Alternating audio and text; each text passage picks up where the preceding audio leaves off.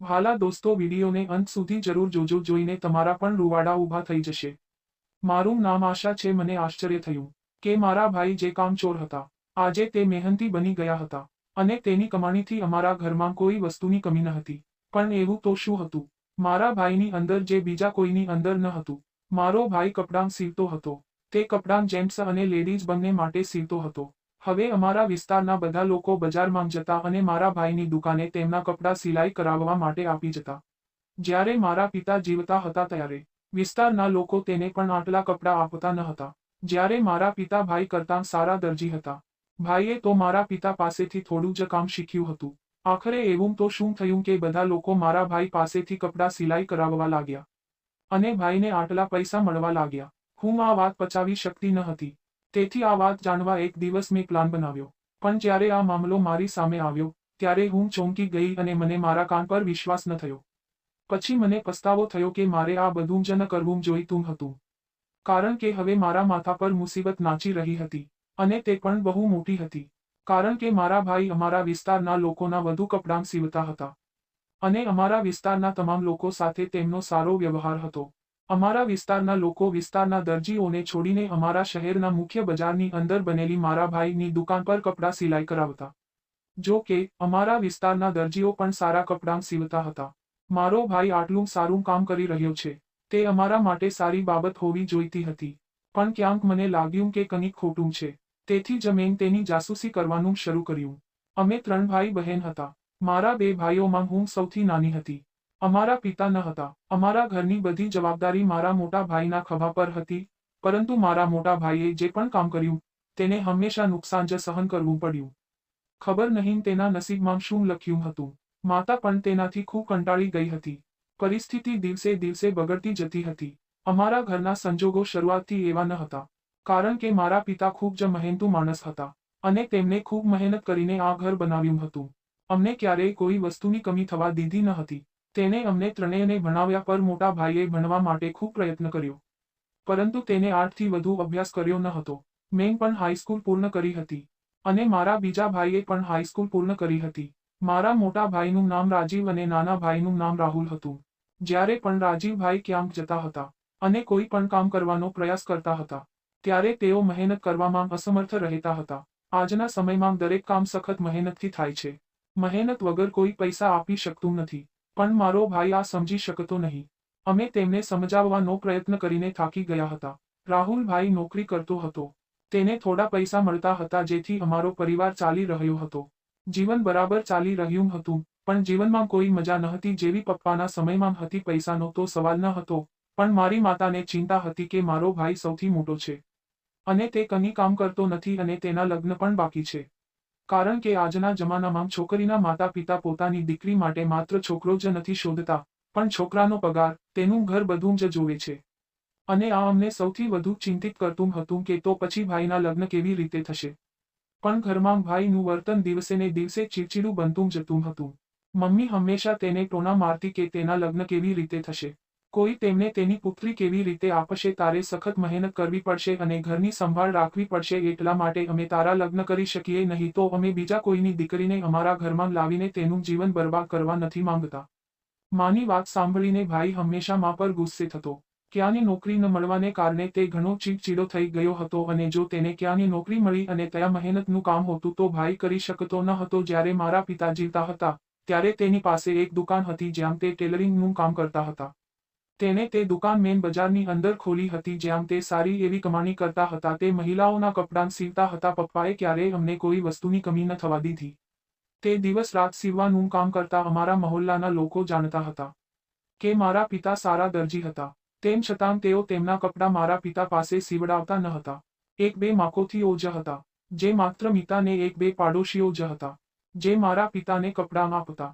પરંતુ મારા પિતા બજારમાંથી સૌથી વધુ કમાણી કરતા હતા. પણ જ્યારથી મારા પપ્પાનું અવસાન થયું હતું, અમારા ઘરના સંજોગો બદલાઈ ગયા હતા કારણ કે મારા પિતાને ટીબી જેવી મોટી બીમારીથી પીડાતા હતા. અમે તેની સારવાર કરાવવાનો ઘણો પ્રયાસ કર્યો પરંતુ મારા પિતા બચી શક્યા નહીં કારણ કે તેમની બીમારી ઘણી હદે વધી ગઈ હતી. તેમને શરૂઆતથી જ સારવારની જરૂર હતી, પરંતુ તેમને પોતાની તરફ ધ્યાન ન આપ્યું અને આ બેદરકારીને કારણે અમારા પિતા હવે અમારી સાથે આ દુનિયામાં નથી. મારા પિતાના મૃત્યુ પછી લોકો મારી માતાને સમર્થન આપતા હતા કે ભગવાને તેમને 2 યુવાન પુત્રો આપ્યા છે, તે બંને સાથે મળીને ઘરની પરિસ્થિતિને સંભાળશે, ચિંતા કરવાની જરૂર નથી. પણ એવું કંઈ ન હતું. મારા મોટા ભાઈ ન તો તે વધારે ભણેલા હતા કે ન તો તેના હાથમાં કોઈ આવડત હતી. નાનો ભાઈ હાઈસ્કૂલ પાસ કરી ચૂક્યો હતો. તેથી જ તે નાની દુકાનમાં ખાતાનું કામ કરતો હતો, જ્યાં તેમને દર મહિને 7,000 મળતા હતા, જે અમારા ઘરનું ભરણપોષણ કરવા માટે વપરાતા હતા. મમ્મી પણ ખૂબ કંટાળી ગઈ હતી. અમારા 3 બહેન ભાઈમાં બહુ ફરક નહોતો, પણ મમ્મી મારા વિશે વધુ ચિંતિત હતી કારણ કે હું યુવાન અને સુંદર હતી. માત્ર 17 વર્ષમાં જ મારા માટે સંબંધો આવવા લાગ્યા હતા, પરંતુ મારી માતા હજુ મારા લગ્ન કરવા માંગતી ન હતી કારણ કે અમારા ઘરના સંજોગો સારા ન હતા અને પહેલા મારા મોટા ભાઈના પણ લગ્ન કરવાના હતા. વિસ્તારના લોકો જાણતા હતા કે મારા ભાઈનું પોતાનું કોઈ કામ નથી. તેથી જ ભાઈનો સંબંધ આવતો નતો. માં ખૂબ જ ચિંતિત હતી કે તેના પુત્રને આ કેવી રીતે સમજાવવું, પણ શું કરવું. માતા પિતા યુવાન છોકરા પર જુલમ કરી શકતા નથી, પણ ઘરની પરિસ્થિતિ વધુ ખરાબ થતાં માતાએ નક્કી કર્યું કે તે લોકોના ઘરોમાં કામ કરશે. તેથી તેઓએ લોકોના ઘરોમાં નોકરાણી તરીકે કામ કરવાનું શરૂ કર્યું હતું. રાહુલભાઈએ તો માંગને ના પાડી, પરંતુ એકલા રાહુલભાઈના પૈસાથી ઘર ચલાવી શકાય તેમ ન હતું અને રાજીવભાઈ એ વાતથી પરેશાન ન હતા કે તેમની માતા ઘરના કામ કરવા લોકોના ઘરે જવાનું શરૂ કરી દીધું છે. મમ્મી જતી રહેતી અહીં હું ઘરના બધા કામ સંભાળતી હતી. અમારું જીવન બહુ મુશ્કેલીમાંથી પસાર થઈ રહ્યું હતું.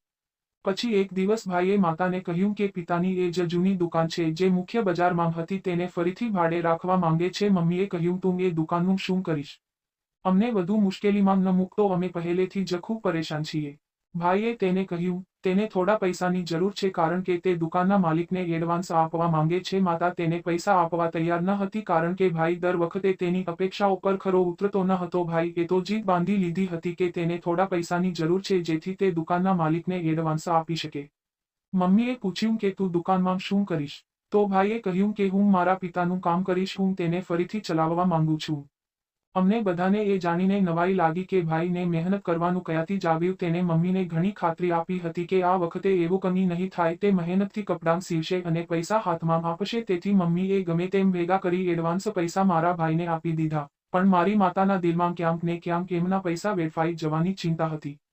છેવટે ભાઈએ પિતાની જૂની દુકાન ફરીથી ભાડે લઈ લીધી અને તેને ફરીથી તે દુકાનમાં દરજીનું કામ શરૂ કર્યું. ભાઈની દુકાન ખોલ્યાને 1 અઠવાડિયું થયું હતું, હજુ સુધી તે ઘરે પૈસા લાવ્યા ન હતો. મમ્મી ખૂબ ગુસ્સો આવ્યો કે તેને તેના પૈસા આ રીતે બગાડી નાખ્યા. ભાઈ સવારે દુકાને જતા અને રાત્રે જ બજારમાંથી ઘરે પાછા ફરતા, પણ 1 અઠવાડિયું જ થયું હતું. એના પછી અમારી હાલત સાવ બદલી ગઈ. જ્યારે પણ ભાઈ રાત્રે દુકાન બંધ કરીને ઘરે પાછો આવતો ત્યારે તે ઘણા બધા ફળો લઈને આવતો અને તેની પાસે ઘણા પૈસા પણ હતા. આ બધું અમારા માટે ખૂબ જ આશ્ચર્યજનક હતું. મમ્મીએ ભાઈને પૂછ્યું, પૈસા ક્યાંથી આવ્યા?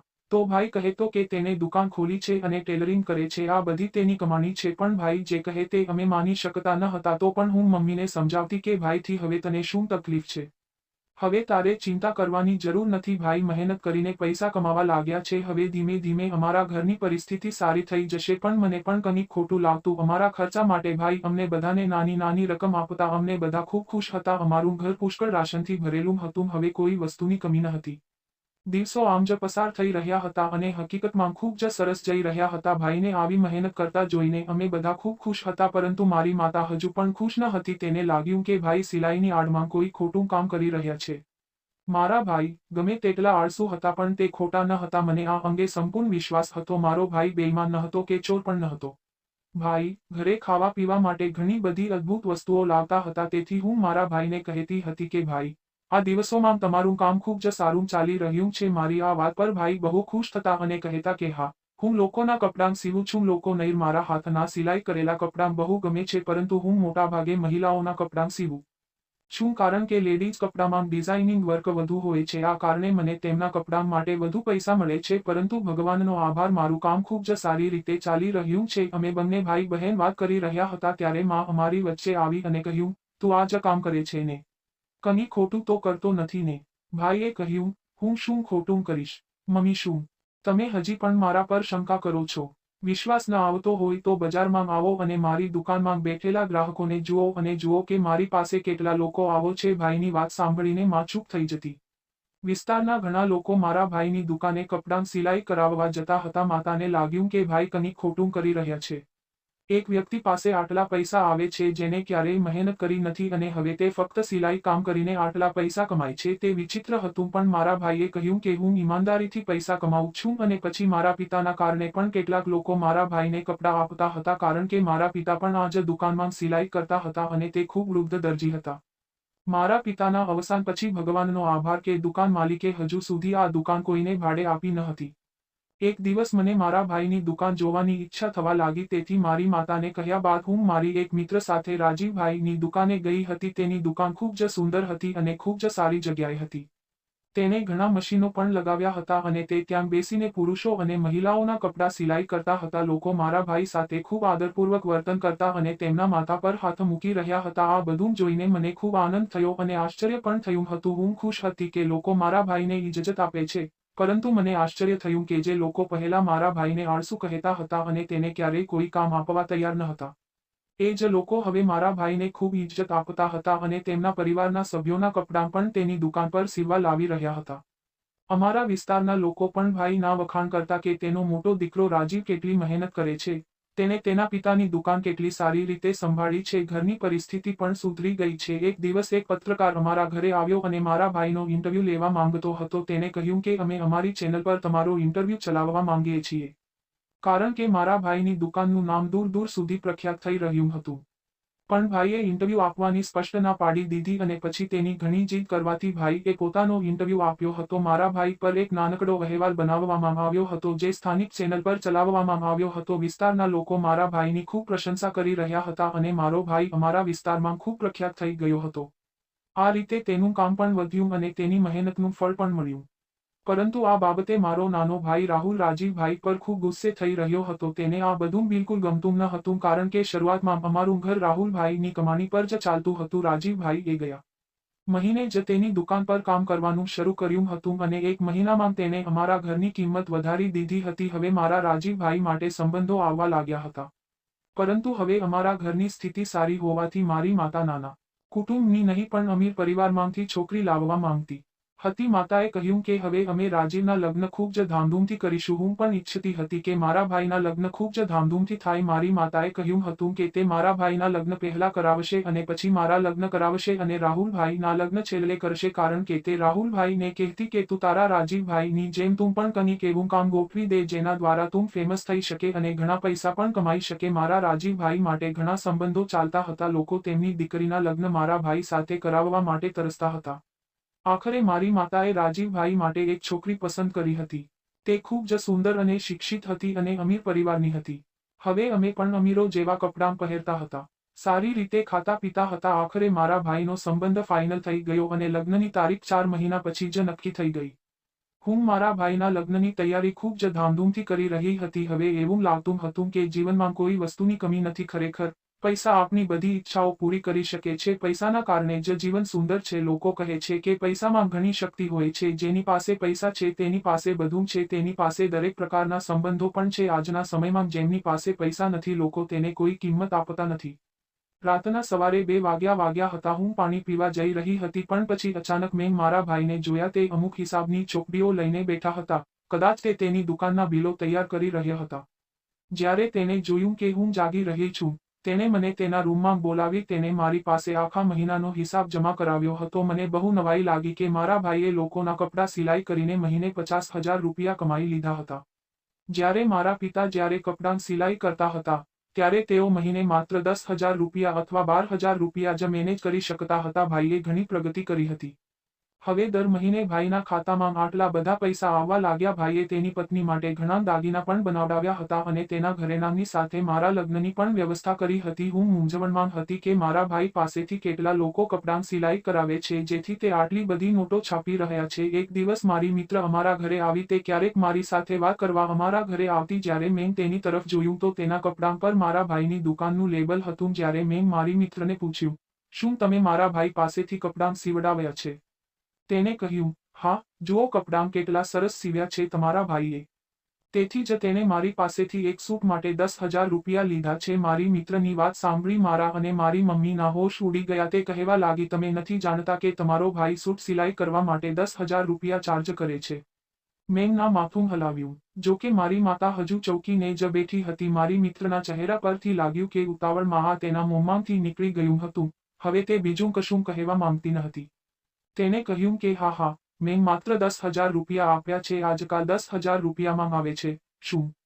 હું મારા મનમાં વિચારતી હતી કે શું તે પાગલ થઈ ગઈ? જ્યારે અમારા જેવા ગરીબ લોકો માટે 10,000 રૂપિયા મોટી રકમ છે. મેં મનમાં વિચાર્યું, મોંઘવારી ખૂબ વધી ગઈ છે. વધતી જતી મોંઘવારીને કારણે પૈસાનું મહત્વ પણ વધી રહ્યું છે અને પાગલ છોકરીએ 10,000 રૂપિયામાં કપડાં સિલાઈ કરાવી આવી છે. પણ ભાઈએ પોતાના ગ્રાહક પાસેથી આટલા પૈસા ન લેવા જોઈએ. મને અને મારી મમ્મીને આ વાત વિચિત્ર લાગી હતી. પણ મારી મિત્રએ કહ્યું હતું કે છોડો, તું શું વાત લઈ બેસી ગઈ છો? તારો ભાઈ ખરેખર ઘણો સારો દરજી છે. મને તેના હાથે સીવેલા કપડાં ખૂબ જ ગમ્યા. મારા ઘરના બાકીના લોકોને પણ તેમના હાથના કપડાં ખૂબ પસંદ છે. મારી માતાએ ખુશીથી તારા ભાઈને કપડાં સીવવાના પૈસા આપ્યા હતા. મારી માતાએ તેને પૂછ્યું હતું કે શું બીજા લોકો પણ તેને ખુશીથી પૈસા આપે છે?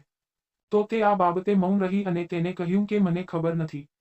ખરેખર, મારી મિત્ર અમારા ઘરે પૂજાનો પ્રસાદ લાવી હતી કારણ કે એક અઠવાડિયા પછી તેની સગાઈ હતી. મારા મિત્ર ખૂબ કાળી હતી. તેનો સંબંધ થતો ન હતો, પરંતુ હવે અચાનક તેનો સંબંધ બંધાઈ ગયો. આથી તે ખૂબ ખુશ હતી. આથી ખુશીને લીધે તેની માતાએ પૂજાનું આયોજન કર્યું હતું અને તે અમને પ્રસાદ આપવા આવી હતી. તે ગયા પછી મમ્મીએ મને પૂછ્યું કે રાજીવ એવું શું કરે છે કે લોકો ખુશ થઈ અને તેને 10,000 રૂપિયા આપે છે? મેં મારી મમ્મીને કહ્યું કે તમારે વધારે ચિંતા કરવાની જરૂર નથી. લોકો પોતાની મરજી મુજબ આપી રહ્યા છે. નહીં તો ભાઈ કોઈની પાસેથી પૈસા લેવા દબાણ કરતા નથી. મેં મમ્મીના હૃદયમાંથી શક ખતમ કરવાનો પ્રયાસ કર્યો. જો કે મારું મન પણ શકમાં હતું. વહીમ મારા ભાઈના લગ્નને 2 અઠવાડિયા બાકી હતા. મારો ભાઈ આખા વિસ્તારમાં પ્રખ્યાત થઈ ગયો હતો. આખરે ભાઈના લગ્નનો દિવસ પણ આવી ગયો. ભાઈએ તેની પત્નીને લગ્નમાં સોનાની બંગડીઓ આપી હતી. લગ્ન ખૂબ જ ધામધૂમથી થયા. અમે બધા ખૂબ ખુશ હતા. ભાભી ઘરે આવી ગઈ હતી અને ખૂબ સરસ હતી. દિવસો આ રીતે પસાર થઈ રહ્યા હતા. મારો ભાઈ ઘણો કમાતો હતો. હવે જે દુકાન ભાડે હતી, આ દુકાન અમે ખરીદી લીધી હતી અને દુકાનની અંદર એસી લગાવવામાં આવ્યું હતું. બીજી એક છોકરીએ પણ મને કહ્યું કે તેને પણ મારા ભાઈને પોતાના માટે કપડાં સીવડાવવાના 10,000 રૂપિયા અને થોડા દિવસો પછી તેનો પણ સંબંધ થઈ ગયો. આ બાબત ખૂબ જ વિચિત્ર હતી. મને લાગ્યું કે કંઈક ખોટું છે. સીવવા માટે 10,000 રૂપિયા કોણ આપે છે? શ્રેષ્ઠ દરજી પણ 2-3 હજાર જ લે છે. તે પણ જે ઉચ્ચ વર્ગના પરિવારો માટે કપડાં સીવે છે. અહીં મારો ભાઈ માત્ર મધ્યમ વર્ગના પરિવારના લોકો માટે જ કપડાં સિલાઈ કરતો હતો અને આ મધ્યમ વર્ગના લોકો મારા ભાઈને 10,000 રૂપિયા આપતા હતા. પણ એક વિચિત્ર વાત એ હતી કે સ્ત્રીઓ ખુશીથી તેને આટલા પૈસા આપતી હતી. ભાઈના લગ્નને 2 અઠવાડિયા દિવસ વીતી ગયા હતા. ભાભી 1 અઠવાડિયા માટે મા બાપના ઘરે ગઈ હતી. બીજી તરફ ભાઈ તેમના કામમાં વ્યસ્ત હતા કારણ કે દિવાળીની સિઝન આવી રહી હતી અને લોકો દિવાળીના સમયે વધુમાં વધુ કપડાં સીવડાવે છે. મારો ભાઈ રાત દિવસ સિલાઈ કરતો હતો. આ વખતે તેને એક છોકરો પણ પોતાની સાથે રાખ્યો હતો મદદ કરવા માટે. કારણ કે તેને એકલા કામ કરવામાં સમસ્યાનો સામનો કરવો પડી રહ્યો છે. મારા કાકાની દીકરી મારી સાથે અમારા ઘરે દિવાળી ઉજવવા આવી હતી. તે ખૂબ જ કંજૂસ હતી. મેં કહ્યું મારા ભાઈને કપડાં સીવવા આપ. પણ મેં તેને કહ્યું હતું કે મારો ભાઈ ઘણી સિલાઈ લે છે. તેને મને કહ્યું કે તું પાગલ થઈ ગઈ છો? કપડાં સીવવા માટે 10,000 રૂપિયા કોણ આપે છે? તારા ભાઈને હું માત્ર 700 રૂપિયા આપીશ. મેં કહ્યું ઠીક છે, તમે જાઓ અને તેમની પાસેથી કપડાંનું નક્કી કરી આવો. તે ભાઈની દુકાને તેના કપડાં આપવા ગઈ હતી, પરંતુ જ્યારે તે 4 દિવસ પછી કપડાં લઈને પાછી આવી ત્યારે તેનો ચહેરો ઉદાસ હતો. મેં તેને કહ્યું શું થયું? ભાઈને કેટલા પૈસા આપ્યા? તેને કહ્યું કે 10,000. તો હું હસવા લાગી. મેં તેને કહ્યું કે તું તો તેને 700 આપવાની હતી અને 10,000 આપી ચાલી આવી. મારી વાત સાંભળીને તે કહેવા લાગી કે મને રાજીવભાઈના કપડાં બહુ ગમ્યા. જ્યારે મેં મારી માતા સાથે કોલ પર વાત કરી ત્યારે તેને રાજીવભાઈને 10,000 રૂપિયા પેટીએમ કરી આપ્યા. તેને જે કહ્યું તે સાંભળીને હું ચોંકી ગયો. હવે મને ચોક્કસ શંકા હતી કે કંઈક ખોટું છે. તેથી મેં નક્કી કર્યું હતું કે હવે હું ભાઈની દુકાને જઈને જાતે જ જોઈશ કે ભાઈ ગ્રાહકો પાસેથી આટલા પૈસા શા માટે લઈ રહ્યા છે. એક દિવસ મેં મારી માતાની સાડી પહેરી અને હું મારા પલ્લુથી મોઢું ઢાંકીને ભાઈની દુકાને ગઈ જેથી ભાઈ મને ઓળખી ન શકે. જ્યારે મેં ત્યાં જઈને તેને કહ્યું કે મારે કપડાં સીવડાવવા છે ત્યારે તેણે તેની સાથે બેઠેલા છોકરાને ઇશારો કર્યો. તેને મને તેની સાથે આવવા કહ્યું. હું મૂંઝવણમાં હતી કે છેવટે તે મને ક્યાં લઈ જાય છે. પણ એ જોઈને હું ચોંકી ગઈ કે દુકાનની અંદર બીજી એક નાની દુકાન હતી જ્યાં કોમ્પ્યુટર રાખવામાં આવ્યું હતું. હું ત્યાં બેઠી અને ત્યાં ગયા પછી મેં જોયું કે જે છોકરો મારા ભાઈ સાથે હતો તેણે મને કેટલાક છોકરાઓના ફોટા બતાવ્યા અને કહ્યું તમે કોના માટે સંબંધ જોવા માંગો છો? તેની આ વાત સાંભળીને મને આશ્ચર્ય થયું. અહીં લોકોના કપડાં સીવાતા હતા કે સંબંધ નક્કી થતા હતા. હું કશું સમજી શકતી ન હતી. થોડી વાર પછી ભાઈ પણ ત્યાં આવ્યા અને છોકરા સાથે વાત કરવા લાગ્યા કે શું થયું? બહેનને કયો સંબંધ ગમ્યો? જ્યારે મેં કમ્પ્યુટર સ્ક્રીન પર ચાલતા ફોટામાંથી એક પર મારી આંગળી મૂકી, ત્યારે મારા ભાઈએ એક કાગળ પર નંબર લખી અને મને કહ્યું કે 10,000 રૂપિયા થયા છે. હું કશું સમજી શકતી ન હતી, પણ મારે આ રહસ્ય પણ ઉજાગર કરવાનું હતું અને આ બધું ત્યારે જ શક્ય બની શકે જ્યારે ભાઈ મને તેના વિશે કહે. મેં મારા ચહેરા પરથી પલ્લું દૂર કર્યો. જ્યારે ભાઈએ મને જોઈ ત્યારે તે ચોંકી ગયો અને તેનો ચહેરો નિસ્તેજ થઈ ગયો. ભાઈએ પૂછ્યું, આશા, તું અહીં શું કરે છે? મેં કહ્યું, ભાઈ તમે અહીં શું કરો છો અને કપડાં સીવવાની આડમાં આ શું કામ કરી રહ્યા છો?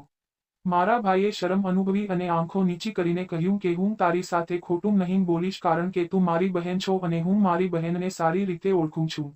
મને ખબર હતી રૂપ બદલી તું આવી છો. મેં તને તારા અવાજથી જ ઓળખી લીધી હતી, નહીંતર અમે દરેક ગ્રાહકને અમારી ઓફિસમાં લાવતા નથી. તે અમારી ગુપ્ત ઓફિસ છે. હું જાણું છું કે તું લાંબા સમયથી મારા પર શંકા કરી રહી છો કારણ કે હું તે જ દિવસે સમજી ગયો હતો જે દિવસે મેં મારી દુકાનનો હિસાબ તારા પાસે કરાવ્યો હતો. હું સમજી ગયો કે તારા હૃદયમાં શંકા જન્મી છે અને તું ખૂબ હોશિયાર છો. તું શાંતિથી બેસી શકીશ નહીં. ભાઈની વાત સાંભળીને હું તેને જોઈને હસવા લાગી, પણ મેં તેમને કહ્યું કે તમારું સત્ય શું છે? તેને કહ્યું, બહેન, હું કંઈ ખોટું નથી કરી રહ્યો. ઘરની પરિસ્થિતિ ખૂબ જ ખરાબ થઈ ગઈ હતી અને મને કોઈ કામ મળતું ન હતું, તેથી જ મને સરળ રસ્તો મળ્યો. હું કોઈ ખોટા માધ્યમથી પૈસા કમાતો નથી, પણ હું એવી છોકરીઓના સંબંધ કરાવું છું જેઓ કાળી ચામડીની હોય, અપંગ હોય અથવા કોઈ ઉણપ હોય અથવા પછી જે છૂટાછેડા લીધેલ છે કે વિધવા છે. મેં મારી દુકાનની અંદર એક ગુપ્ત દુકાન બનાવી છે અને જેમાં કોમ્પ્યુટર રાખવામાં આવ્યું છે, જેમાં મેં એક મેટ્રિમોનિયલ વેબસાઇટ બનાવી જેથી આવી છોકરીઓના સંબંધ થઈ શકે જે છુપાઈને રહે છે. તે છોકરીઓ અભાવને કારણે કોઈ તેની સાથે લગ્ન કરતા નથી. અમુક છોકરીઓ હોય છે અને અમુક છોકરાઓ પણ હોય છે જેમની કોઈ ને કોઈ ખામીઓ હોય છે. મેં તે લોકોને ભેગા કર્યા. મારા કારણે ઘણા લોકોએ લગ્ન કર્યા છે. હું છોકરીઓના પેરેન્ટ્સને છોકરાઓ સિલેક્ટ કરાવું છું અને તેમને જે સંબંધ ગમે છે હું તેમને નંબર આપું છું. પછી તે લોકો એકબીજાનો સંપર્ક કરે છે.